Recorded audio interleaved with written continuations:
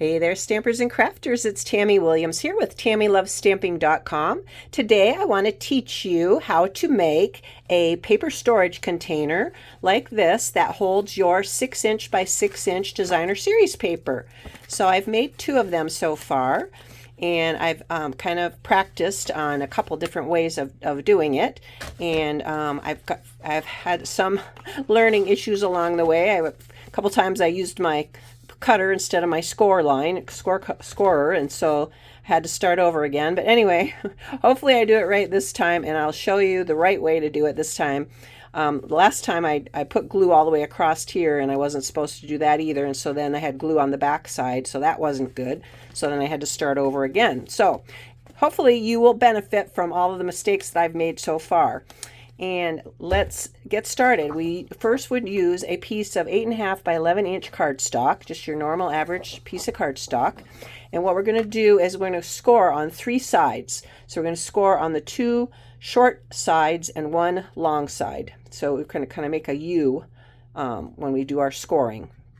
So let's get started. And hopefully I won't cut this time. I will only score. All right, so we're going to start at scoring at 1 7/8 inch. So 1 7/8 inch right here, and 2 3/8 inch.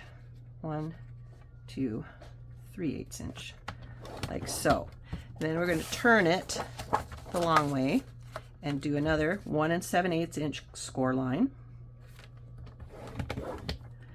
and a 2 3/8 inch. 1, 2, 3.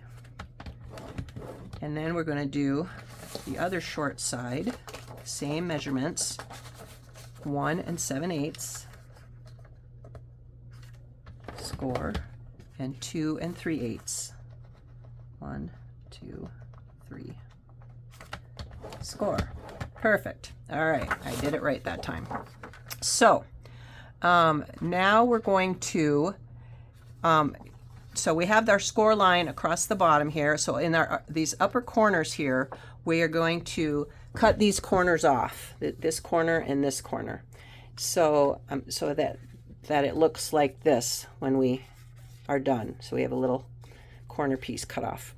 So the way we do that is we measure down on the side 1 3/4. So let me get this paper cutter out of the way a minute. So we're going to measure 1 3/4 inches and make a little tick mark with your pencil, like so, on that corner.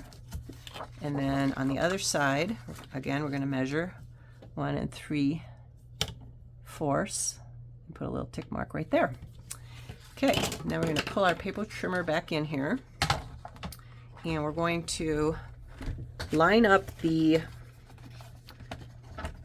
score line, the first score line, the score line closest to the edge, and then the pencil mark. So your little tick mark, put that in the track, and then your little score line, you'll line that up in the track as well, so that those 2 are lined up. And then we're going to cut that corner right off, like that.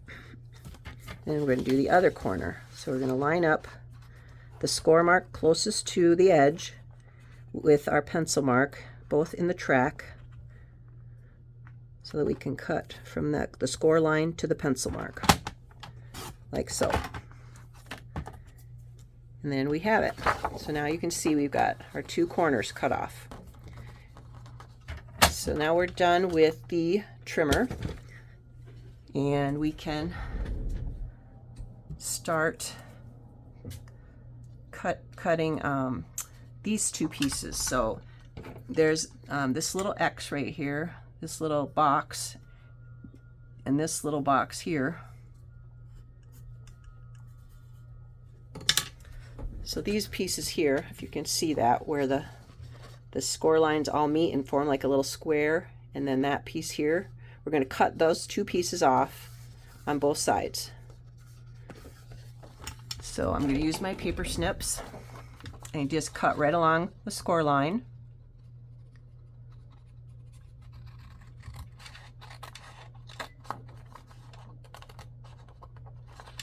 until I reach the score line that's going horizontal.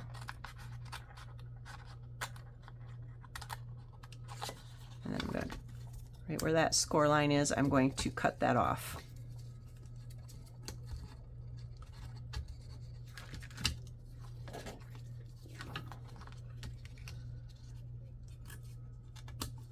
Like that. And do the other side the same way. Cut along the score line up to that score line that's going from side to side. Cut along the second score line up to that same point. And then you'll want to trim that piece off.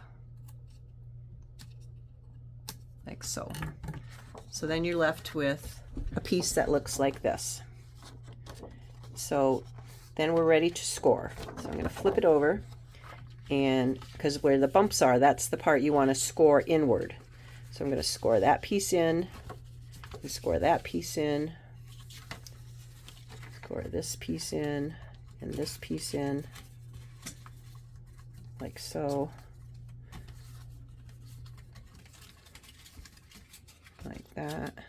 So you see how it's forming the container for your paper. And then you'll do the same thing on the sides here. Score that in, crease that piece in,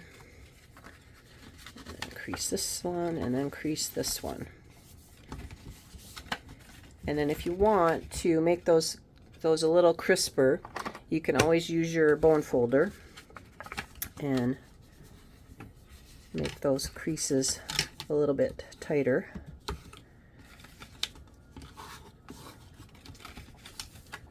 Like so. And then you might want to erase your little pencil marks too, little tick marks.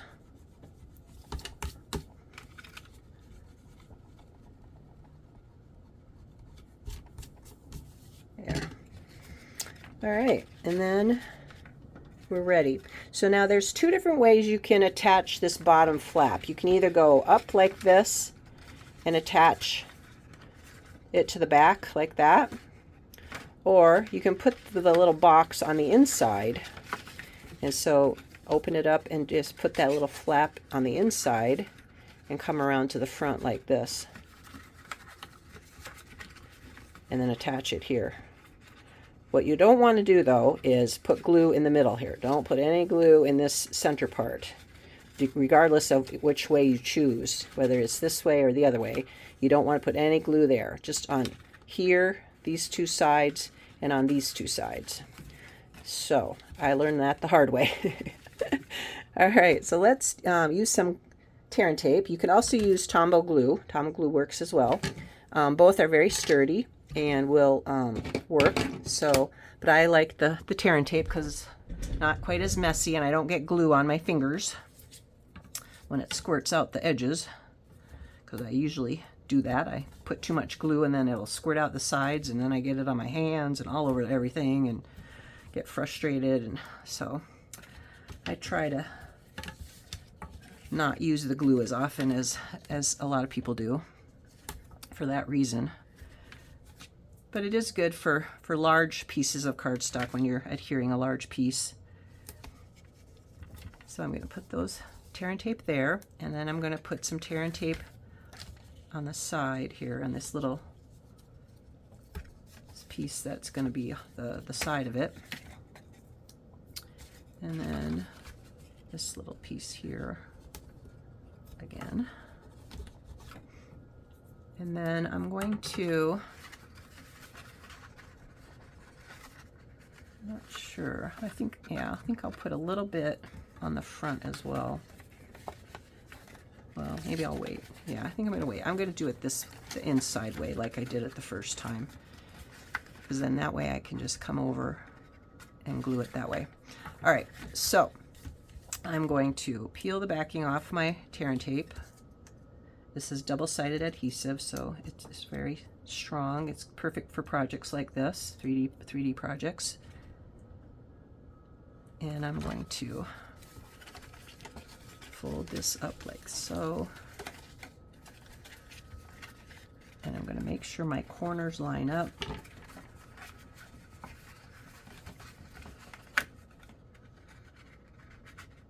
Oh, you know what I did wrong? I'm going to have to do it the other way because I put glue on this side. So it's going to have to be on the outside, I guess. All right, so let's try this again here. I haven't peeled that edge off yet. Okay, good.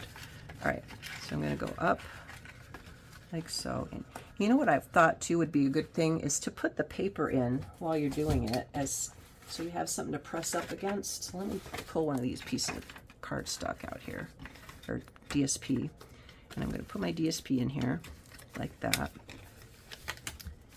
and then come around the corner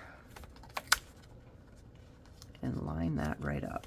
Perfect. So that works great because you've got something inside to press up against to attach your glue. So now I just need to do the other side. Peel my backing off.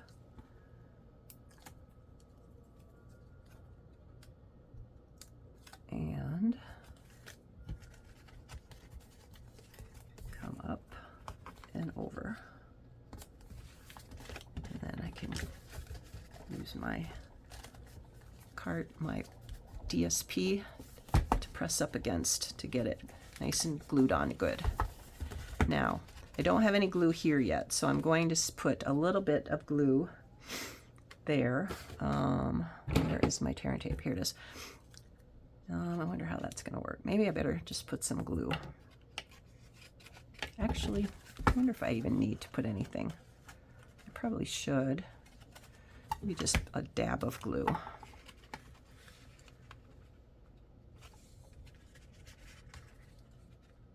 Oh, that didn't work. Okay. Some there. And some there.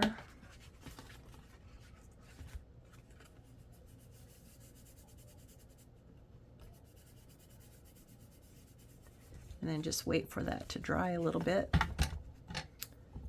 And there you have it. A paper storage container for your 6x6 DSP. Isn't that great? I love it. All right, thanks for watching. This is Tammy with TammyLovesStamping.com. If you need any cardstock or snips or glue or tear and tape, just head on over to my online store and you can purchase some. Thanks for watching again, and God bless.